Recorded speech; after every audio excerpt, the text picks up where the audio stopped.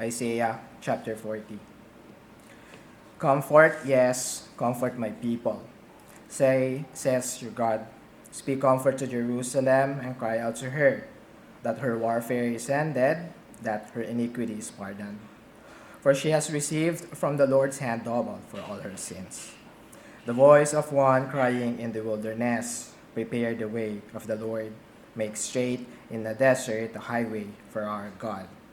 Every valley shall be exalted, and every mountain and hill brought low. The crooked places shall be made straight, and the rough places smooth. The glory of the Lord shall be revealed, and all flesh shall see it together, for the mouth of the Lord has spoken. The voice said, cry out. And he said, what shall I cry? All flesh is grass, and all its loveliness is like the flower of the field. The grass withers, the flower fades, because the breath of the Lord blows upon it. Surely the people are grass. The grass withers, the flower fades, but the word of our God stands forever. O Zion, you who bring good tidings, get up into the high mountain. O Jerusalem, you who bring good tidings, lift up your voice with strength, lift it up, be not afraid. Say to the cities of Judah, behold your God. Behold, the Lord God shall come with a strong hand, and his arm shall rule for him. Behold, his reward is with him, and his work before him. He will feed his flock like a shepherd. He'll gather the lambs with his arm, and carry them in his bosom, and gently lead those who are with young. Who has measured the waters in the hollow of his hand, measured heaven with a span, and calculated the dust of the earth in a measure? Weigh the mountains in scales, and the hills in a balance. Who has directed the Spirit of the Lord, or as his counselor has taught him? With whom did he take counsel, and who instructed him, and taught him in the path of justice? Who taught him knowledge, and showed him the way of understanding? Behold, the nations are as a drop in a bucket, and are counted as the small dust on the scales. Look, he lifts up the isles as a very little thing. And Lebanon is not sufficient to burn, nor its beasts sufficient for a burnt offering. All nations before him are as nothing, and they are counted by him less than nothing and worthless. To whom then will you liken God? Or what likeness will you compare to him? The workman molds an image. The goldsmith overspreads it with gold, and the silversmith casts silver chains. Whoever is too impoverished for such a contribution chooses a tree that will not rot. He seeks for himself a skillful workman to prepare a carved image that will not totter. Have you not known? Have you not heard? Has it not been told you from the beginning? Have you not understood from the foundations of the earth? It is he who sits above the circle of the earth, and its inhabitants are like grasshoppers, who stretches out the heavens like a curtain and spreads them out like a tent to dwell in. He brings a princess to nothing. He makes the judges of the earth useless. Scarcely shall they be planted, scarcely shall they be sown, scarcely shall their stalk take root in the earth. When he also blow on them, and they will wither, and the whirlwind will take them away like stubble. To whom then will you liken me, or to whom shall I be equal? Says the Holy One. Lift up your eyes on high, and see who has created these things, who brings out their host by number. He calls them all by name, by the greatness of his might, and the strength of his power. Not one is missing. Why do you say, O Jacob, and speak, O Israel? My way is hidden from the Lord, and my just claim is passed over by my God. Have you not known? Have you not heard? The everlasting God, the Lord, the creator of the ends of the earth, neither faints nor is weary. His understanding is unsearchable. He gives power to the weak, and to those who have no might he increases strength. Even the youths shall faint and be weary, and the young men shall utterly fall. But those who wait on the Lord shall renew their strength. They shall mount up with wings like eagles. They shall run and not be weary. They shall walk and not faint. Now, as I said, sa last verse po, no, dito tayo mag-focus. Um,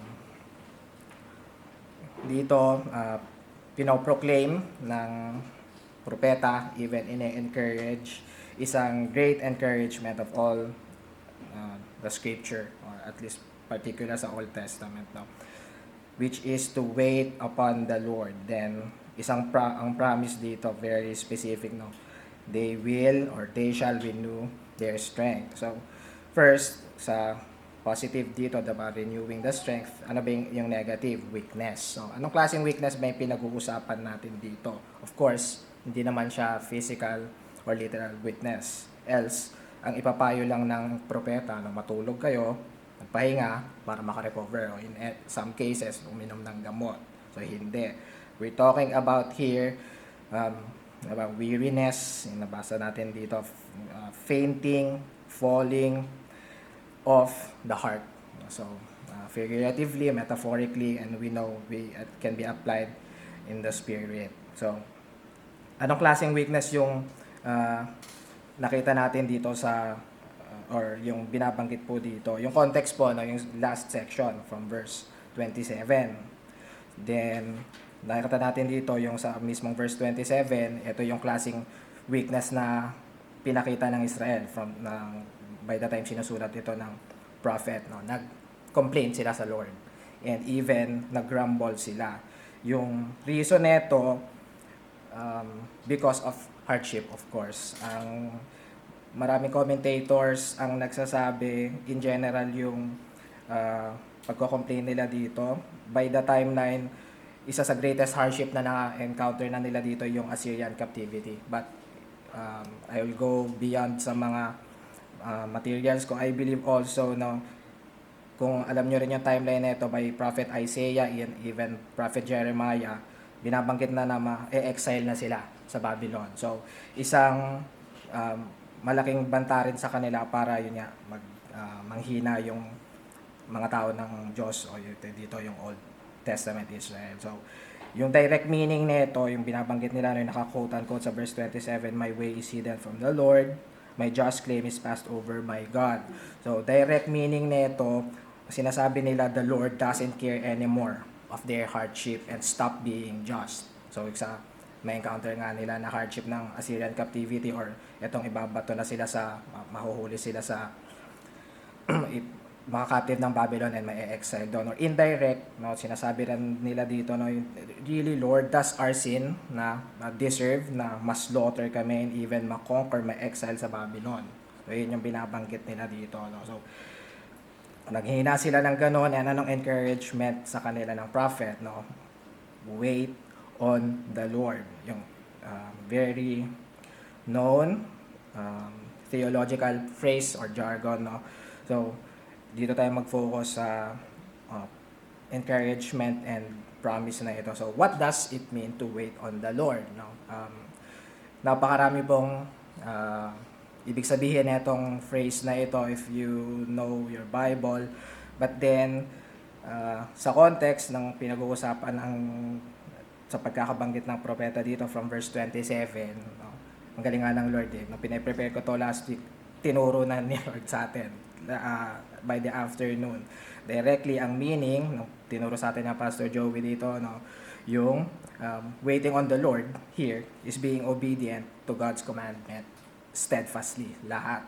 So, quickly quoting, no, yung inaral lang natin last week, hindi na kailangan natin mag-theologize biblically, no. Direct word, Deuteronomy 11:8, same terms. "Observe therefore all the commands I am giving you today, so that you may have the strength."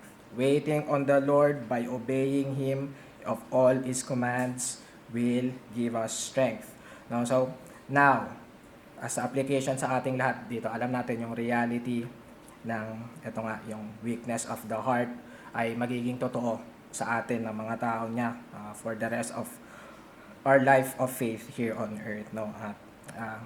First, yung paghihina ng katulad na experience ng Israel dito, panghihina na kasi nakakausap pa sila ng mga prophet dati, yun about sa exile, magiging consequence ng sin nila, no? Manghihina sila. Sa atin ngayon, of course, hindi na natin alam kung direct consequence pa ba ng Lord yung hardship na kinakaharap natin. So, pag usapan na lang natin yung maging weak tayo dahil sa sarili nating kasalanan, sarili nating kahinaan.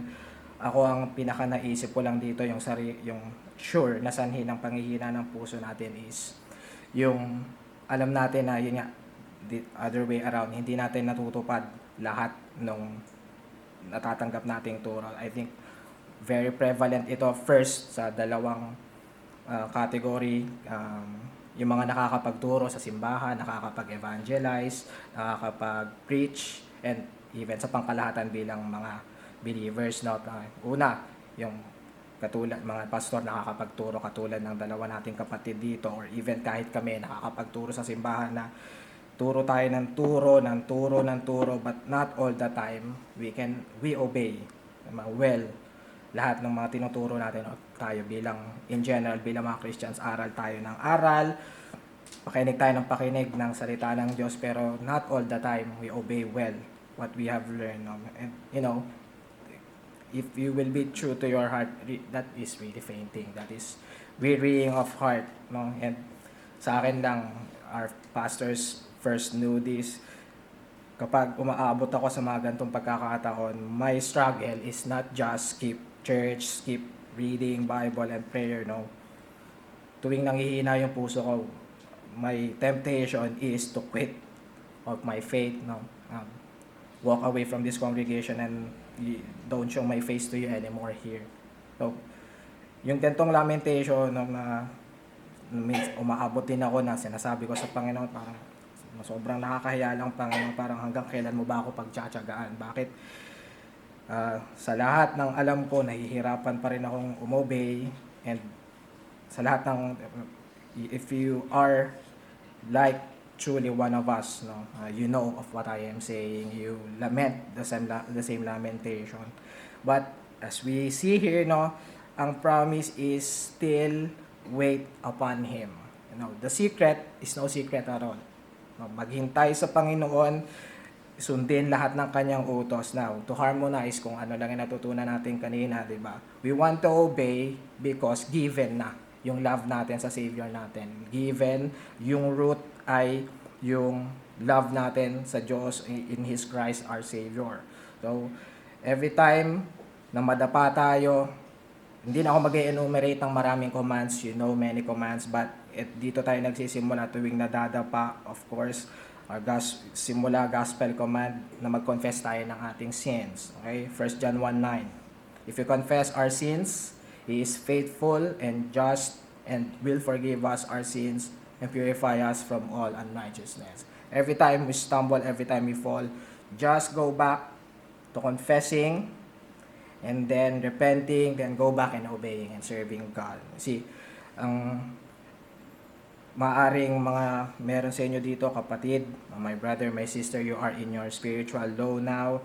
Personally, sinishare ko ito sa inyo kasi as I shared, na umaabot pa rin ako, and for sure, lahat tayo umaabot pa rin dito sa kind of spiritual low and weakness of heart here. But for me, personally, if it were not for these words, I am long gone. So once again, wait on the Lord by being steadfast, obedient to all God's commandment. Ay, hindi binanggit dito sa text, at alam din natin ang katotohanan. We don't know exactly kung paano tayo i-renew ng Lord by just obeying. But the promise is sure.